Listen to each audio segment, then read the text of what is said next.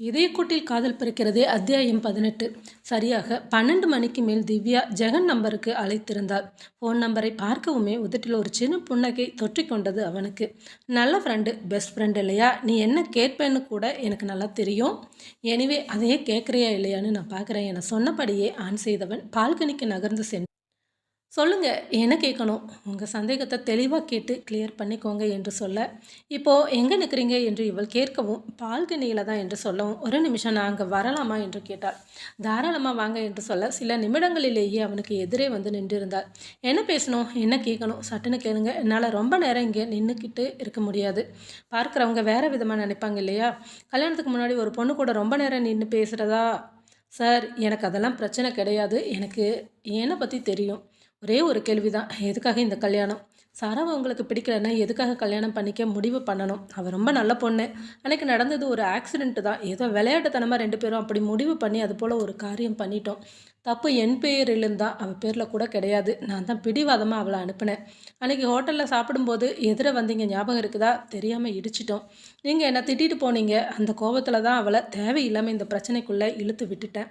அதுக்கேற்ற மாதிரி அவளோட வீட்டு பத்திரம் உங்ககிட்ட இருந்தது. அதை எடுத்த பிரச்சனை முடிஞ்சதுன்னு சொல்லி அவளை வீட்டுக்குள்ளே வர வச்சது நான் தான். தப்பெல்லாம் நான் செஞ்சுருக்கும்போது அவளை தண்டிக்கிறது நியாயமே கிடையாது. யார் சொன்னது? அவளை தண்டிச்சதா? அவள் என் வீட்டுக்கு வந்தால் ரொம்ப சந்தோஷமாக இருப்பா. ராணி மாதிரி நான் பார்த்துக்குவேன். சார், விளையாடாதீங்க. நான் சீரியஸாக பேசிக்கிட்டு இருக்கிறேன். நடந்தது எல்லாமே சொல்லியாச்சு. நீங்கள் அவளை மிரட்டி தான் கல்யாணம்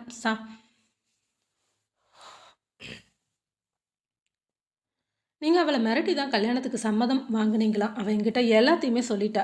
திவ்யா, நீங்கள் இது எல்லாம் நம்புறீங்களா? எனக்கு புரியல சார். அவள் உங்கள் ஃப்ரெண்டு, அதனால் நீங்கள் நேரடியாக என்கிட்ட வந்து பிரச்சனையை சொல்லிட்டீங்க. பிடிக்காமல் யாராவது கல்யாணம் வரைக்கும் வருவாங்களா? இதை பற்றி நீங்கள் யோசிக்கவே மாட்டிங்களா? புரியல சார், நீங்கள் சொல்கிறது என்னன்னு? இந்த கல்யாணம் ஒன்றும் பொம்மை கல்யாணம் கிடையாது. நிஜ கல்யாணம். வந்திருக்கிற ஆட்கள் எல்லாத்தையுமே பார்த்தீங்க இல்லையா? எல்லாருக்குமே சொல்லி முறைப்படி பத்திரிக்கை அடித்து அத்தனை பேரை அழைச்சி புரோகிதர் சகிதமாக இந்த கல்யாணம் நடக்குது.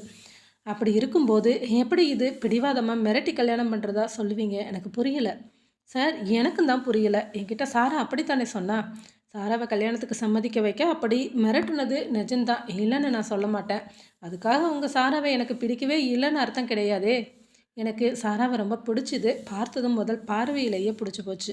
அது மட்டும் இல்லை, அந்த துருதுருப்பு, அப்பாவுக்காக என்ன வேணாலும் செய்யலாங்கிற முடிவு பண்ணினது, அப்படி எல்லாமே ஏதோ ஒரு வகையில் எனக்கு அவளோட க்யூட்னஸ் பிடிச்சிது. அதுக்காக தான் இந்த கல்யாணம். மற்றபடி உங்கள் ஃப்ரெண்டை நான் பழி வாங்கிறதுக்கு இந்த கல்யாணம் பண்ணலை.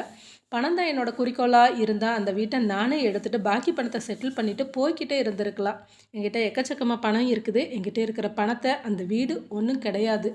அப்புறமா அவங்க மேலே பெருசாக கோபம் எதுவும் கிடையாது. என் அப்பா இறந்துட்டார். அந்த கோபத்தில் தான் பிடிவாதமாக பணம் கேட்டேன். ஆனால் அவரோட சுச்சுவேஷன் புரிஞ்சப்பவே என்னோடய மனசு எப்போவோ மாறிடுச்சு. என் அப்பா எப்படி பணத்தை கொடுத்து ஏமாந்தாரோ அதே சுச்சுவேஷனில் தான் சாராவோட அப்பாவும் இன்னைக்கு இருக்கிறாரு. அவருக்குமே ஒருத்தரை நம்பி பணத்தை கொடுத்து இப்படி ஒரு நிலையில் சிக்கிக்கிட்டு இருக்கிறாரு. அது எனக்கு நல்லாவே தெரிஞ்சிருச்சு. நியாயமாக கோபப்பட வேண்டியது சாராவோட அப்பா கிட்டே இல்லை, சாராவோட அப்பாவை ஏமாற்றிட்டு போனானே அந்த ஆள்கிட்ட. அதனால் எனக்கு அது ஒரு பொருட்டே இல்லை. சாரா என் கூட இருந்தால் நல்லா இருக்குன்னு தோணுச்சு. ஏன்னா அவள் பண்ணுற விளையாட்டுத்தனமான குறும்பத்தனம் எல்லாம் எனக்கு பிடிச்சிருக்குது. ரொம்ப டிப்ரெஷனாக ஒரு மாதிரி என்னோடய லைஃப் போய்கிட்டு இருந்தது. பிஸ்னஸ், படிப்பு, தாத்தாவோட அப்பாவோட ப்ராப்ளம்னு எல்லாமே. அதையும் தாண்டி எதையாவது ரசிக்கணும்னா என் பக்கத்துலேயும் துருதுருன்னு ஒரு பொண்ணு இருக்கணும்னு ஆசைப்பட்டேன். அது என் மனைவியாக தானே இருக்க முடியும். அதுக்காக தான் இந்த கல்யாணம். சொல்லவே அவனை பிரமிப்போடு பார்த்து கொண்டிருந்தாள். ஏன் அப்படி பார்க்குறீங்க? இப்போவும் உங்கள் ஃப்ரெண்டு சொன்னதை நீங்கள் நம்புறீங்களா? இல்லை சார், என் ஃப்ரெண்டு தெரியாமல் சொல்லியிருக்கிறா. I am so sorry. எனக்கு ரொம்ப ரொம்ப சந்தோஷம். நீங்கள் நீண்ட காலம் நல்லா வாழ்வீங்க. சாராவோட குணம் உங்களுக்கு தெரியாது.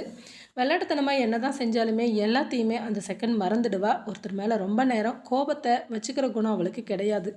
ஸோ இப்போது உங்கள் மேலே கோபமாக இருந்தால் கூட சில நாட்களில் எல்லாமே மாறிடும். 2 பேருமே ரொம்ப சந்தோஷமாக வாழ்வீங்க. எனக்கு நம்பிக்கை இருக்குது. Thank you sir. இதை கிளாரிஃபை பண்ணத்தான் நான் உங்ககிட்ட பேசணும்னு நினச்சேன். Thank you very much. என்னையும் மதித்து உங்கள் மனசில் இருக்கிறத சொல்லிட்டீங்க. தேங்க்யூ என்று சொன்னவள், அண்ணா நான் உங்களை அப்படி கூப்பிடலாமா என்று சொல்ல, தாராளமாக கூப்பிடலாம். எனக்கும் இப்படி ஒரு புத்திசாலித்தனமான தங்கச்சி இருந்தால் சந்தோஷம் தானே என்று சொல்ல, தேங்க்ஸ்ண்ணா, நான் கிளம்புறேன். இனி நான் நிம்மதியாக இந்த கல்யாணத்தை என்ஜாய் பண்ணுவேன். இங்க வந்து அவள பார்க்கவும், அவ சொன்ன தகவல கேட்டு எனக்கே ஒரு மாதிரி ஆயிடுச்சு. கொஞ்சம் டென்ஷனாகவே சுத்திக்கிட்டு இருந்தேன். பிடிக்காத கல்யாணத்த பண்ணிக்கிட்டு எப்படி வாழ்வான்னு நெனச்சேன். பரவால்ல, அப்படியெல்லாம் எதுவும் நடக்காதுன்னு தெரிஞ்சிருச்சு. இனி நான் இந்த கல்யாணத்த என்ஜாய் பண்ணுவேன் என்று சொல்லிவிட்டு நகர, அப்படியே உங்க ஃப்ரெண்டுகிட்டயும் கொஞ்சம் அட்வைஸ் பண்ணு. என்ன பண்ணணும்? இந்த ஜெகன் பையன் கொஞ்சம் நல்ல பையன் மாதிரி தெரியறான். அவன் நல்லவனா தான் இருப்பான். நீ கொஞ்சம் அட்ஜஸ்ட் பண்ணி போகலான்னு கொஞ்சம் அட்வைஸ் பண்ணி அனுப்பி வை என்று சொல்ல, என்னதான் அட்வைஸ் பண்ணினாலும் அவங்கவங்க மனசுல ஒண்ணு இருக்கும் இல்லையா? அவங்களே புரிஞ்சுக்கிட்டாங்கன்னா, அந்த லைஃப் இன்னும் ரொம்ப நல்லாயிருக்கும். ஸோ 2 பேருமே ஒருத்தர் ஒருத்தர் புரிஞ்சுக்கிட்டு வாழ்க்கைய வாழ பாருங்க. அப்புறமா நான் அட்வைஸ் பண்ற அளவுக்கு பெரிய மனுஷியெல்லாம் ஒண்ணும் கிடையாது. என் ஃப்ரெண்டு கிட்ட சொல்லுவேன். கல்யாண லைஃப் நல்லா என்ஜாய் பண்ணுன்னு சொல்லி அனுப்பி வைக்கிறேன். நீங்க சண்டை போட்டு என்ஜாய் பண்ணாலும் சரி, சமரசமா என்ஜாய் பண்ணாலும் சரி, எனக்கு அத பத்தி கவலையே இல்ல என்று சொல்லிவிட்டு புன்னகையோடு நகர்ந்தாள்.